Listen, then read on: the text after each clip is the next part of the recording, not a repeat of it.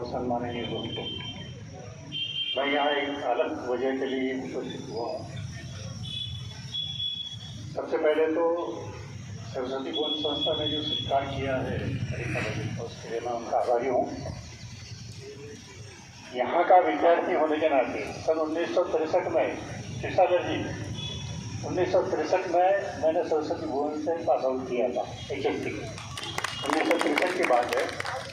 और उस समय सरस्वती भुवन पड़ोस की बिल्डिंग में चलती थी।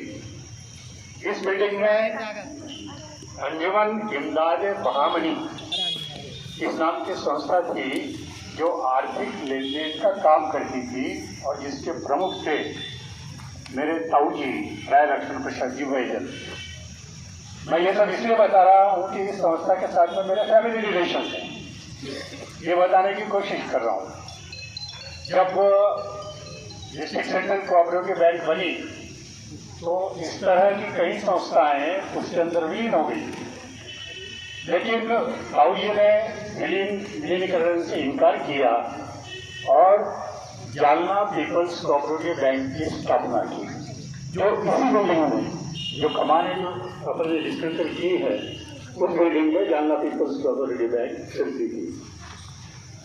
बाद में ऐसा महसूस हुआ कि जिनके लिए हम लोग काम कर रहे हैं जालना पीपल्स बैंक जिनके लिए स्थापित की गई है वो सारे के सारे व्यापारी ज़्यादातर व्यापारी नए जालने में रहते हैं।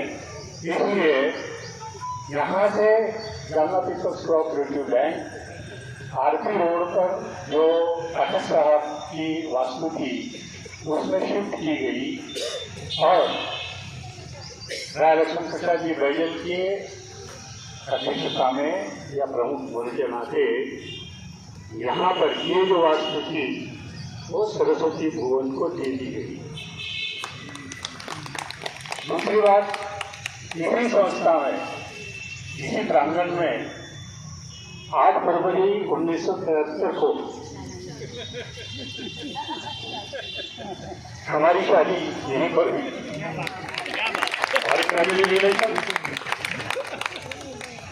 उस समय संस्था के अध्यक्ष थे आदरणीय वसंतराव जी देशपांडे, और वो क्योंकि मेरे पिताजी मगनलाल जी के काफ़ी अच्छे दोस्त थे तो उन्होंने अपने इख्तियार में 8 फरवरी 1973 को छुट्टी डिक्लेयर की ताकि हमारी शादी हो सके। मैं इस संस्था में 8वीं से लेकर के 10वीं तक के रहा। वो जमाना बहुत बढ़िया जमाना था। सुनील भाई गोसावी गुरु जी प्रार्थना के बाद पहले गोसावी गुरु जी की गीता पाठ हुआ करता था कंपल्सरी रोज, उसके बाद हम अपनी कक्षाओं में जाते थे। Nathekar guru ji, Dapte madam, Chitturkar madam, Devkar madam, Khanaude sir, Sachin ji, Khadole guru ji, VS Kulkarni, ऐसे कई नाम हैं जिन्होंने इस संस्था में अच्छे विद्यार्थियों को प्रोत्साहित किया, उन्हें आगे बढ़ाया। मैं यहाँ पर ये जो काम सरस्वती भुवन संस्था का जो चल रहा है उसके लिए उन्हें बधाई देता हूँ। और ये भी एक योगायोग है, ये सारी जिम्मेदारी ज्योति कुलकर्णी मैडम के कंधों पर दी गई है।